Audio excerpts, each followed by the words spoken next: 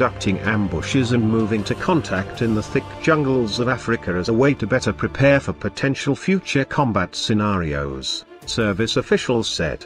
The combat exercises took place at the French Jungle Warfare School in Libreville, Gabon, a country in Central Africa. After more than a decade and a half of fighting in the Iraqi desert and mountains of Afghanistan, the army is stepping up its training in jungle warfare conditions as part of a broader effort to anticipate emerging terrorist and state threats against whom the army could be called to operate. The training included mock combat circumstances wherein troops had to repel ambushes, attack enemy locations and conduct surveillance and reconnaissance missions in circumstances with reduced visibility. In the jungle, everything is in confined quarters. You do not have freedom of maneuver because of the vegetation, First Lieutenant Blake Moore, Assistant Operations Officer, 2nd Brigade, 82nd Airborne, told Scout Warrior in an interview.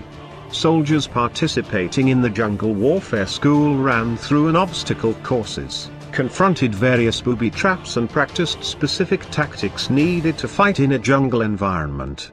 These include stalking enemies in camouflage, sniper operations and using trees and brush to launch surprise attacks.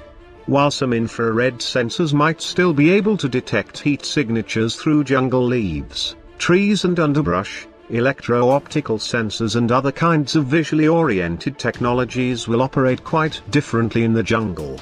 Moore explained that, despite the vastly different surveillance conditions in the jungle, most soldier equipment is the same as what is used in desert and mountain conditions. He did, however, say that oftentimes different boots designed to drain water and dry quickly in wet jungle conditions.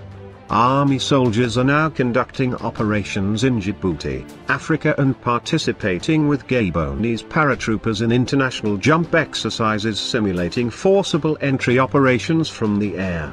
As the army pivots beyond Iraq and Afghanistan, Africa is increasingly becoming an area for training and collaboration with allies. ISIS operates in Libya and other parts of the continent are known to harbor terrorists and their sympathizers, further underscoring the need for the U.S. Army to strengthen its ties with allies in the region.